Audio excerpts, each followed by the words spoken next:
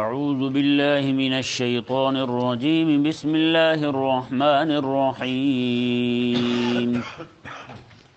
عسى الله أن يجعل بينكم وبين الذين عاديتم منهم مودة والله قدير والله غفور رحيم. سبحان اللہ. پچھلی آیات مبارکہ میں پورے رکوع میں بھی اللہ تبارک و تعالی نے اہل اسلام کو کفار کے ساتھ نفرت رکھنے اور ان سے دور رہنے، ان کے ساتھ دوستی اختیار نہ کرنے کا حکم ارشاد فرمایا. تو صحابہ کرام علیہ رضوان نے ان کے ساتھ پھر ایسی نفرت رکھی کہ اللہ تبارک و تعالی نے آیت نمبر 7 میں اسی کے متعلق ارشاد فرمایا، میں کہ عسى اللہ ان یجعل بینکم وبین الذین عادیتم منہم مودہ، میں قریب ہے کہ اللہ تبارک و تعالی تمہارے درمیان اور ان کے درمیان جن کے ساتھ تمہیں نفرت ہے، جن کے ساتھ تمہاری دشمنی ہے، اللہ تعالیٰ محبت ڈال دے. یعنی اللہ تبارک و تعالیٰ تمہارے دشمنوں کے ساتھ تمہاری محبت پیدا فرما دے گا. وہ یوں کہ وہی جو تمہارے آج دشمن ہیں وہی ایمان لائیں گے تو تمہاری دشمنی ختم ہو جائے گی، تمہاری محبت بڑھ جائے گی. اللہ تبارک و تعالیٰ نے فرمایا واللہ قدیر، اللہ تبارک و تعالیٰ قدرت والا ہے، واللہ غفور الرحیم، اور اللہ تبارک و تعالیٰ بخشنے والا مہربان ہے. اگلی آیت مبارکہ میں اللہ تبارک و تعالیٰ نے کن کے ساتھ تعلق رکھنا ہے اور کن کے ساتھ نہیں رکھنا، اگلی 2 آیات مبارکہ میں اسی مسئلہ کو بیان فرمایا. میں لا ینہاکم اللہ عن الذین لم یقاتلوکم فی الدین، میں اللہ تبارک و تعالیٰ تمہیں منع نہیں فرماتا ان کے ساتھ تعلق بڑھانے سے جو تمہارے ساتھ لڑائی نہ کریں دین کے معاملے میں، جو تمہارے ساتھ دین کے معاملے میں جنہوں نے قتال نہیں کیا، تمہارے ساتھ جھگڑے نہیں ہیں، تمہارے دین کے معاملے میں تمہیں نہیں چھڑتے. اور وَلَمْ يُخْرِجُوكُم مِّن دِيَارِكُمْ، اور انہوں نے تمہیں تمہارے گھروں سے نہیں نکالا.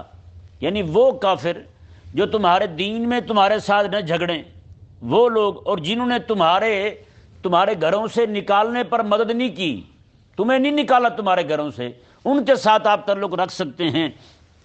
ان تبروہم وتقسطوا الیہم، کہ تم ان کے ساتھ نیکی بھی کر سکتے ہو، وتقسطوا الیہم، اور ان کے ساتھ انصاف والا معاملہ بھی کر سکتے ہو. اس آیت مبارکہ میں اس کافر کے ساتھ بھی تعلق رکھنا، یہ ذہن میں رہے. موالات کی 2 قسمیں ہیں دوستی کی، ایک ہوتی ہے ظاہری دوستی، ایک ہوتی ہے قلبی دوستی. ٹھیک ہے، صورتاً موالات، اور ایک ہوتا ہے حقیقتاً موالات. حقیقی جو موالات ہے نا، دوستی دل کے ساتھ کسی کو چاہنا، یہ بندے کو کفر کی طرف لے جاتا ہے. ظاہری اور صورتاً دوستی جو ہے یہ کسی بھی کافر کے ساتھ رکھی جا سکتی ہے بظاہر، یعنی اوپر سے کسی کے ساتھ دوستی، لیکن قلبی محبت نہ ہو کسی کے ساتھ بھی. قلبی محبت رکھنی ہے تو صرف اور صرف رب رسول کے بعد صرف اہل ایمان کے ساتھ بس، اور اس کے علاوہ کسی کے ساتھ قلبی تعلق نہیں ہونا چاہیے. رب تبارک و تعالی نے اس آیت مبارکہ میں واضح فرما دیا، جو تمہارے دین کے معاملے میں تم سے نہیں جھگڑتے نا، تمہیں قتل نہیں کرتے، تمہارے ساتھ لڑتے نہیں ہیں، ان کے ساتھ تعلق رکھو. بتائیں جی، میرے ملک کے حکمران میرے ساتھ میرے دین کے معاملے میں لڑتے ہیں؟ نہیں لڑتے نا؟ لڑتے نہیں لڑتے جی؟ لڑتے ہیں. میری مسجد میں جوتے پہن کے یہی لوگ داخل ہو جاتے ہیں، پولیس والے. میری مسجدوں پر حملے یہی کرتے ہیں، میرے مدارس کو یہی گراتے ہیں، میرے مدارس کے فنڈ یہی روکتے ہیں. جو مدرسے کو کھال دے دے اسے پکڑ کے جیل ڈال دیتے ہیں، جو مدرسے کے لیے کھال جمع کر لے اسے اٹھا کے جیل ڈال دیتے ہیں. تو بتائیں یہ میرے دین کے معاملے میں لڑ رہے ہیں، مجھ سے نہیں لڑ رہے. تو ان کے ساتھ میرا تعلق رکھنا، ان کے ساتھ قلبی محبت رکھنا، ان کے لیے دعائیں مانگنا، یہ تو مجھے خود ایمان سے دور کر دے گا. بھائی وہ وہاں وائٹ ہاؤس میں بیٹھا کافر، کالا گورا کافر ہو یا کالا کافر ہو، جو بھی آرڈر جاری کر دے وہ ہم پہ اپلائی کرتے ہیں، یہ لازم کر دیتے کہ یہ تم نے کرنا ہی کرنا ہے. تو بتائیں یہ میرے ساتھ میرے دین کے معاملے میں لڑ رہے ہیں، تو پھر میرا ان کے ساتھ تعلق رکھنا کیسے جائز ہوگا؟ پھر آج ملا ملوانے لچے لپاڑے سارے پیر پروانے جو ہیں ان کو ووٹ دے رہے ہیں، ان کے ساتھ کھڑے ہیں، ان کی حمایت کر رہے ہیں. وہ جو پیر ہے ایک گولڑے کا، ہیں؟ اس پیر نے کھڑے ہو کے اس کی شان میں قصیدے پڑھے تھے، شیطان خان کی شان میں، تو بتائیں وہ کیا پیر ہے اور کیا اس کی مریدی ہے، کیا اس کے مرید ہیں، کیا اس کے چاہنے والے ہیں، ان کا کیا حکم لگے گا بھائی؟ یہاں جتنے بھی حکمران آئے ہیں بھائی سب کے سب دین کے دشمن ہیں، دین پر حملہ کرنے والے تھے۔ جس کو بھی دیکھو انگریزوں کو خیر خواہ ہے، جس کو بھی دیکھو IMF کہتا ہے تمہیں قرضہ دیں گے، اس چیز پہ پابندی لگا دو، اس چیز پہ پابندی لگا دو۔ بتائیں ابھی 8 مارچ آنے والا ہے، ساری رنڈیاں باہر نکل کے وہ بدماشی کریں گی عورتیں۔ 8 مارچ کو میرا جسم میری مرضی والے نعرے لگیں گے ابھی، تو پھر کیا ہونے والا ہے؟ نعوذ باللہ، پچھلے سال انہوں نے رسول اللہ علیہ السلام کی سیدھی گستاخی کی ہے۔ پولیس، حکومت، فوج، سارے کے سارے ان رنڈیوں کو تحفظ دینے والے ہیں۔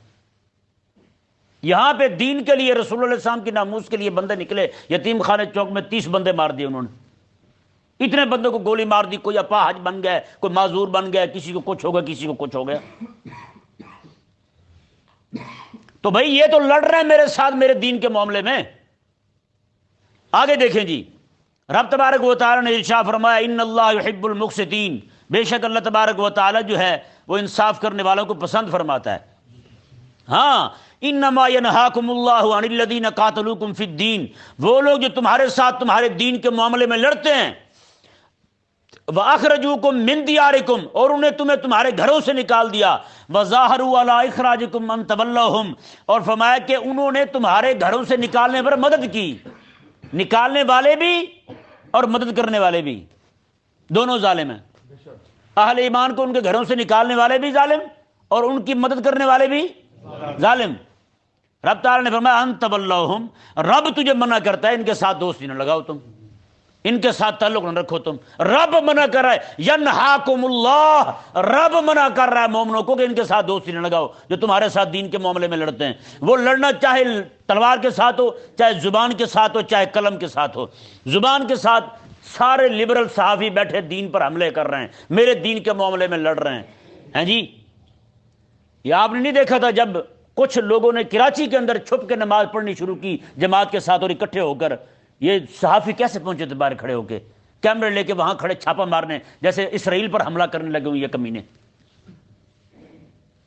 مسجدوں کی جا کے شکایتیں لگانے لگے، جی فلاں مسجد میں تو اکٹھے ہو کے نماز پڑھ رہے ہیں، اتنے رب کے حکم پہ عمل کر رہے ہیں، حبیب کریم علیہ السلام کے حکم پہ عمل کر رہے ہیں، اتنے بڑے مجرم ہیں یہ۔ تو بھائی دین کے معاملے میں یہ جھگڑے ہیں ہم سے، جن کے پاس اسلحہ ہے وہ اسلحے سے لڑا ہے، جن کے پاس آرڈر کی پاور ہے وہ آرڈر کر کے ہمارے خلاف لڑا ہے، اور جس کے پاس جناب وہ زبان کی طاقت ہے، میڈیا والے، صحافی، اینکر پینکر جو بھی ہیں، سارے کے سارے لڑے ہیں ہمارے ساتھ۔ تو رب تبارک و تعالی نے فرمایا ان کے ساتھ تعلق نہ رکھو ہیں۔ آگے دیکھیں جی، رب تبارک و تعالی نے ارشاد فرمایا وَمَن يَتَوَلَّهُمْ، اب جو بھی بندہ ان کے ساتھ محبت رکھے گا، جو تمہارے ساتھ دین کے معاملے میں لڑے ہیں نا، ان کے ساتھ جو بھی بندہ تعلق رکھے گا فَأُولَٰئِکَ هُمُ الظَّالِمُونَ، وہی ظالم بندہ ہے، وہی ظالم ہے۔ چاہے وہ جناب کوئی گناہ نہ کرے، مسجد میں بیٹھا، پہلی صف میں نماز پڑھنے والا، اللہ اللہ کرنے والا، ذکر فکر کرنے والا، سارا دن نماز پڑھے، ساری رات قیام کرے، روزے رکھے، حج کرے، زکوٰۃ دے، سارے اسلام کے احکامات مانے، لیکن ان دین کے دشمنوں کے ساتھ صرف قلبی تعلق رکھے نا، اس کا اسلام کے ساتھ کوئی تعلق نہیں ہے۔ رب تعالی نے واضح فرما دیا یار۔ آگے دیکھیں جی، رب تبارک و تعالی نے ارشاد فرمایا اب ہوا یہ کہ چونکہ ان کے ساتھ صلح حدیبیہ میں معاہدہ ہوا تھا کہ جتنے بھی لوگ ہمارے یہاں آئیں گے تو ہم واپس کریں گے، ایمان قبول کر کے مسلمان جو ہیں مکہ سے راہ فرار اختیار کرتے ہوئے ایمان کی طرف بھاگتے ہوئے اگر آئیں گے مدینے تو یہاں سے واپس جائیں گے، لیکن اس میں عورتوں کا کوئی معاملہ نہیں تھا، عورتوں کو یعنی ان کی تصریح نہیں تھی کہ عورتیں بھی واپس کی جائیں گی۔ اب کچھ عورتیں جو ہیں وہاں سے واپس آنے لگی مدینہ کی طرف، کلمہ پڑھ کے ایمان کی حالت میں مکہ چھوڑ کر مدینے آنے لگی، تو رب تبارک و تعالی نے یہ آیت مبارکہ نازل فرمائی جی۔ لیکن یہ ذہن میں رہے، ہاں عورتیں جو واپس آنے لگی یہاں، تو رب تبارک و تعالی نے فرمایا کہ حبیب آپ ان کا امتحان کریں، ٹھیک ہے۔ آقا علیہ السلام ان سے پھر قسم لیا کرتے تھے کہ تم قسم اٹھاؤ، دنیا کے لیے تو نہیں آئی، اپنے شوہر سے لڑ کر تو نہیں آئی، خالصتاً رب تبارک و تعالیٰ کی ذات پر ایمان لانے کے لیے اور حبیب کریم علیہ السلام کی نبوت اور ختم نبوت کو ماننے کے لیے آئی ہو۔ یا آقا علیہ السلام ان سے یہ قسم لیا کرتے تھے ہیں جی، تو پھر آقا علیہ الصلوۃ والسلام انہیں اپنی بیعت بھی فرماتے، اپنے ہاں اسے جگہ بھی دیتے، تو سارا کوئی نظام ہوتا تھا۔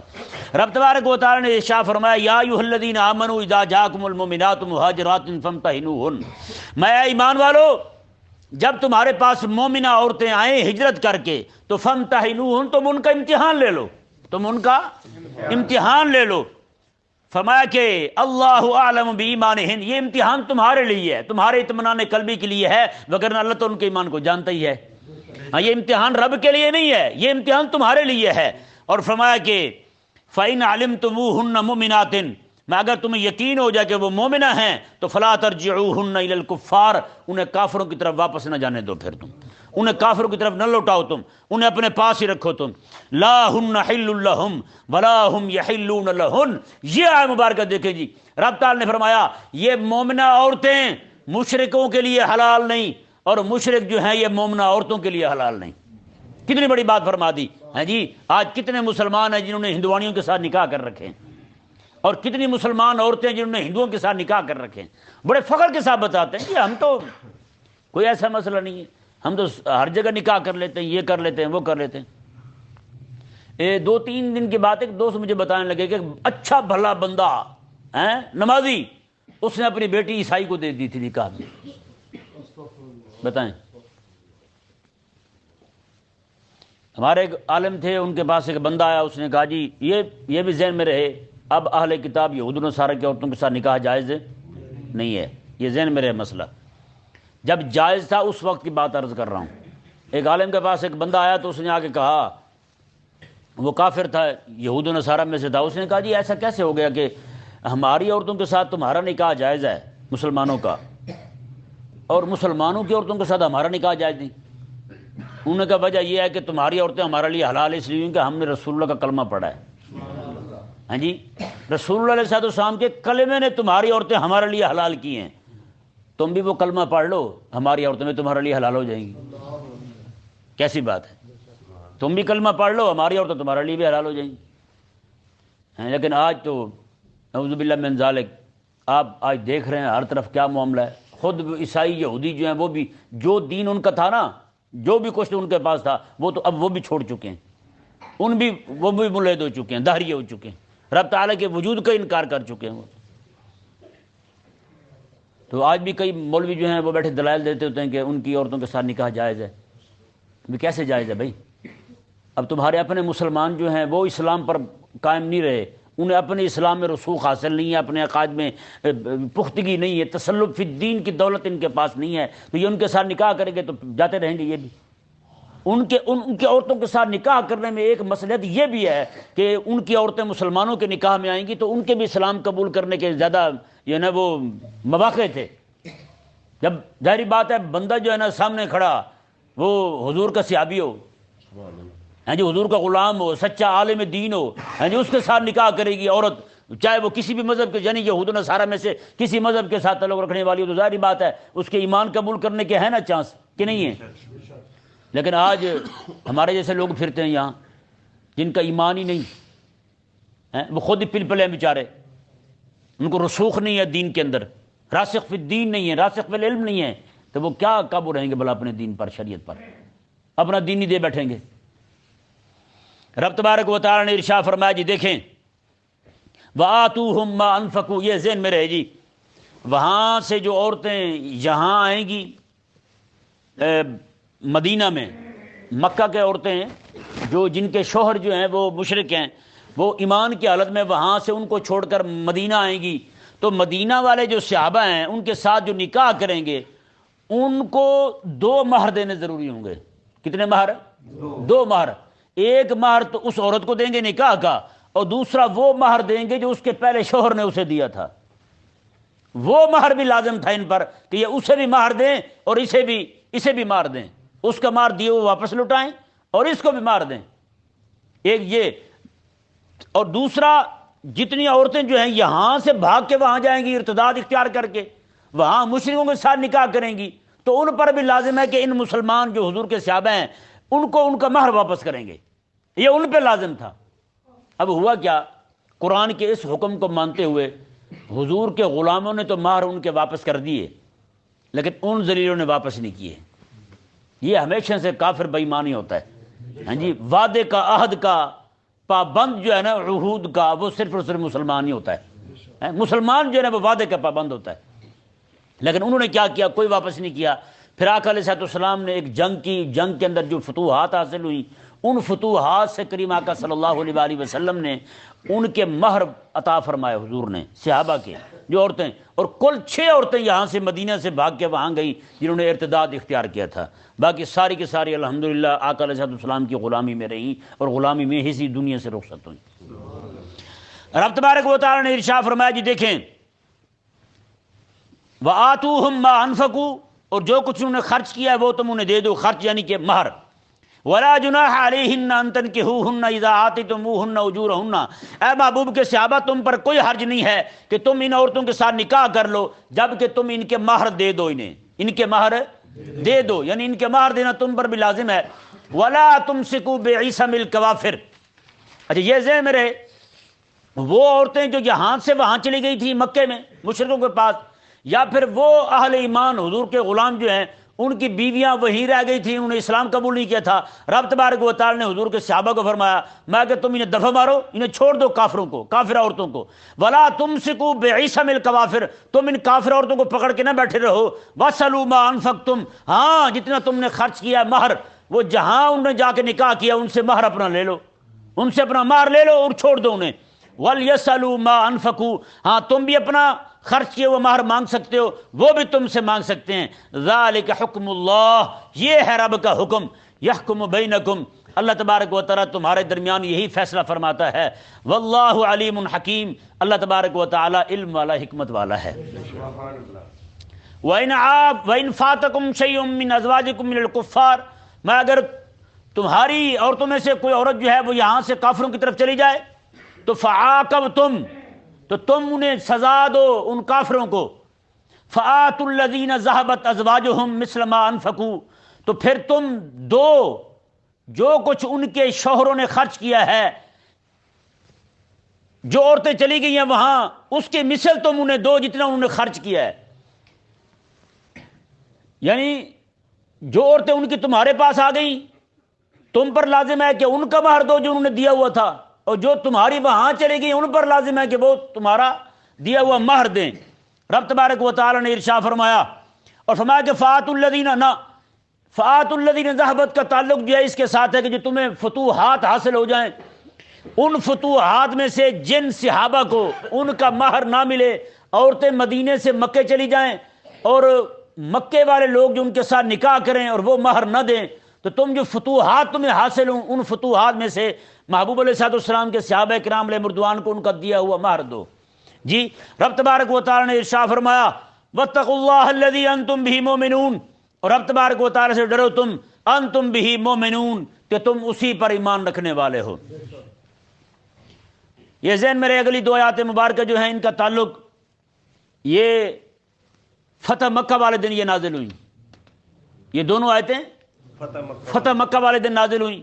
آقا علیہ السلام وہاں تشریف فرمائے تو کچھ صحابہ کرام علیہ رضوان جنہوں نے لوگوں نے اسلام قبول کیا ان کی بھی آقا علیہ السلام نے بیعت فرمائی. ان کی بیعت 2 قسموں پر تھی. ایک بیعت جو ہے ان سے لی گئی کہ وہ اسلام پر، اور دوسری بیعت کے جو دوسرے الفاظ تھے وہ تھے جہاد کے. کس کے تھے؟ جہاد کے. تم نے یہ کام کرنے ہیں. اسلام والا اسلام قبول کر رہے ہیں وہ اسلام پر بیعت، اور دوسری جہاد پر بیعت. یہ بیعت کے 2 الفاظ تھے. اور آقا علیہ السلام نے جب مومنہ عورتوں کے ساتھ بیعت کی اس وقت آقا علیہ السلام حضرت کوہ صفا پر حضرت عمر رضی اللہ تعالیٰ کھڑے ہوئے ہیں، اس کی ایک جانب خواتین بیٹھی ہیں، دوسری جانب آقا علیہ السلام تشریف فرمائے. عورتیں بولتی ہیں، حضرت عمر سنتے ہیں، حضرت عمر ان کی بات سن کے اونچی آواز میں بولتے ہیں تو حضور تک آواز پہنچتی ہے ان کی. آقا علیہ السلام بولتے ہیں، حضرت عمر سنتے ہیں، حضرت عمر رضی اللہ عنہ بولتے ہیں تو عورتیں سنتی ہیں. اس طرح کر کے یہ آقا علیہ السلام بیعت فرما رہے ہیں. اور اس بیعت کے 2 طریقے علماء نے بیان کیے ہیں. ایک تو یہ کہ آقا علیہ السلام تشریف فرمائے تو آقا علیہ السلام نے کپڑا بڑا لمبا سارا اس طرح کپڑے کے ساتھ کپڑے باندھ کر اس طرح پکڑایا، عورتیں کپڑا پکڑے ہوئی ہیں. آقا علیہ السلام ادھر تشریف فرمائے، عورتیں وہاں سے بول رہی ہیں، حضرت عمر سن رہے ہیں، حضرت عمر بول رہے ہیں، آقا علیہ السلام تک آواز پہنچ رہی ہے. یہ طریقہ مبارکہ تھا. اور دوسرا طریقہ مبارکہ یہ حدیث پاک میں بیان ہوا، ممکن ہے یہ دونوں طریقے اختیار کیے گئے ہوں. دوسرا طریقہ یہ ہے کہ ایک پانی کا برتن تھا، آقا علیہ السلام نے اس میں ہاتھ ڈال دیا، ہاتھ نکال لیا تو عورتوں کو فرمایا، حضور نے کہا اب تم ہاتھ ڈالو، اس میں ہاتھ ڈال کے پھر آقا علیہ السلام نے ان کے ساتھ بیعت فرمائی. ہیں جی، یہ بیعت کہیں بھی نہیں تھی کہ جیسے آج کل کے پیر کرتے ہیں، ہاتھ پکڑ کے بیعت کرتے ہیں. ہیں جی، ایک میاں بیوی جو ہے نا، نیا نہیں ان کی شادی ہوئی تھی، تو انہوں نے کہا جی بیعت ہو لیں. پیر کے پاس بیعت ہونے کے لیے گئے تو پیر صاحب جو ہے نا، وہ بھی آپ کو پتہ ہے بزرگی تھے، پہنچے ہوئے تھے. پیر صاحب کہنے لگے بیٹا اپنا ذرا نقاب اتارو، اپنا چہرہ دکھا دو، تاکہ قیامت کے دن میں آپ کی شفاعت کر سکوں. میں پہچانوں گا تو شفاعت کروں گا نا، ایسے کیسے پہچان ہوگی؟ وہ اس کا جو بھائی تھا یا شوہر تھا اس کا، وہ بڑا دانا تھا. اس نے کہا حضور میں چھری لاتا ہوں، آپ کا کان کاٹ دیتا ہوں، آپ پہچانے نہ پہچانے، آپ کو مرید نہیں آپ کو پہچان جائے گی، یہ کان کٹا ہمارا ہی پیر ہے. ہیں جی، تو یہ عجیب بدتمیزی آ گئی ہے کہ پیر جو ہے نا ہاتھ پکڑ کے بیعت کر رہا ہے. بتائیں یہ پتہ نہیں کون سی بیعت ہے؟ پیر عورتوں کے ہاتھوں میں ہاتھ ڈال کے بیعت کر رہا ہے. آج کل کوئی ایک قصور کا پیر ہے، بندر بوڑھا کھوسٹ، وہ تو عورتوں کو جب بھی ڈال کے بیعت کر رہا ہے، سینے کے ساتھ لگاتا ہے پھر فیض منتقل کر دیتا ہے. توبہ. رب تبارک و تعالی نے ارشاد فرمایا، جی دیکھیں محبوب علیہ السلام بیعت فرما رہے ہیں. رب تعالی نے فرمایا یا ایھا النبی، اے حبیب پیارے، اذا جاءک المؤمنات یبایعنک علی الا یشرکن باللہ، میں کہ حبیب پیارے جب مومنہ عورتیں آئیں آپ کے ساتھ بیعت کرنے کے لیے تو آپ ان کے ساتھ اس بات پر بیعت لیں کہ وہ اللہ کے ساتھ کسی کو شریک نہیں ٹھہرائیں گی. سب سے پہلی بات عقیدہ توحید. عقیدہ توحید، عقیدہ توحید یہ ہے کہ بندہ ما سوی اللہ سے مستغنی ہو جائے، ما سوی اللہ سے مستغنی ہو جائے. لیکن افسوس کی بات ہے آج ہمارا عقیدہ توحید ہی ٹھیک نہیں ہے. عقیدہ توحید ہی ٹھیک نہیں ہے ہمارا. آقا علیہ السلام بیعت لے رہے ہیں تو پہلی بات کیا کی حضور نے؟ اللہ یشرکن باللہ، کہ تم اللہ کے ساتھ کسی کو شریک نہیں کرو گی. ولا یسرکن، اور تم چوری بھی نہیں کرو گی. ہیں چوری بھی نہیں کرو گی. حضرت ہندہ جو ہیں، حضرت ابو سفیان کی گھر والی، پہلے جنگوں میں شریک رہی ہیں حضور کے خلاف، لیکن اب پہلی بار آئی ہیں آقا علیہ السلام کی بارگاہ میں کلمہ پڑھنے کے لیے، برقع پہنا ہوا اپنے آپ کو چھپا کر آئیں. ہیں جی، تو انہوں نے دور سے کیا کہا، کہنے لگی حضور یہ فرمائیں کہ میرے شوہر جو ہے نا حضرت ابو سفیان، وہ ذرا اپنا ہاتھ سکیڑ کے رکھتے ہیں، جلدی کوئی چیز کسی کو نہیں دیتے، خیرات بھی ذرا اوکھی سوکھی کرتے ہیں، تو کیا میں گھر سے کوئی چیز اٹھا لوں ان کی اجازت کے بغیر اور کوئی چیز جو ہے نا اٹھا کے کسی کو دے دوں، یہ چوری تو نہیں ہے؟ آقا علیہ السلام نے فرمایا کہ معروف طریقے کے ساتھ اٹھا کر عورت جو ہے نا اپنے شوہر کی اجازت کے بغیر بھی دے سکتی ہے. معروف طریقہ یہ نہ کہ سارا کچھ اٹھا کے دے دے. ہیں عورت جناب یہاں کھاتا کھلا ہوا ہے، وہاں کھاتا کھلا ہوا، کیا جی عورت نے اٹھا کے اپنے پیکوں کو دے دی، سالے کو دے دی، فلانے اپنے بھائی کو دے دی، بہن کو دے دی، ادھر دے دی ادھر دے دی، وہ بیچارہ شوہر مسکین جو ہے وہ اٹھا کے وہ ادھاریں بھرتا پھرتا ہے. اتنا بھی نہ ہو. اب معروف طریقے کے ساتھ جو ہے نا وہ گھر سے کوئی بھی شے کسی کو بھی دینا چاہے وہ دے سکتی ہے معروف طریقے کے ساتھ. یہ نہ ہو کہ وہ بیچارہ بعد میں وہ قرضوں کے بوجھ تلے دبا ہوا ہو. کتنے سارے لوگ ہیں بیچارے، وہ کیا جی بس جی وہ سالے کے قرضے اتار رہے ہیں. یہ کیا ہوا یار؟ ٹینشن سالے کی تھوڑی سی تیری ہیں. یہ سالے بھی بڑے عجیب ہوتے ہیں ویسے، سر چڑھ جائیں تو مجالے پیچھے اتریں. پھر ابھی تم نے اگر بہنوئی سے بدلہ لینا تو پھر آپ آگے دیکھیں نا، جوتے بھی پڑیں آپ کو، طبیعت صاف ہو جائے گی. رب تبارک و تعالی نے ارشاد فرمایا جی دیکھیں، اور مزے کی بات دیکھیں، آج بھی جو چوڑے لوگ حضرت ہندہ رضی اللہ تعالیٰ عنہ کے خلاف بکواس کرتے ہیں، انہیں یہ سمجھ نہیں آتی یہ انتہائی اہم مسئلہ کہ عورت اپنے شوہر کی اجازت کے بغیر خیرات کر سکتی ہے، رب تبارک و تعالیٰ کے نام پر کوئی بھی شے دے سکتی ہے. اس مسئلے کی اجازت ملی ہی آپ کے صدقے سے ہے. بتائیں بھائی، ہوتا یہ نہیں ہوتا؟ اللہ تبارک و تعالیٰ نے ارشاد فرمایا، اگلی بات کیا فرمائی؟ ولا یزنینا، اور یہ عورتیں زنا بھی نہیں کریں گی. اس بات پر بیعت ہو رہی ہے. ولا یقتلن اولادہن، اور یہ عورتیں اپنے بچوں کو بھی قتل نہیں کریں گی.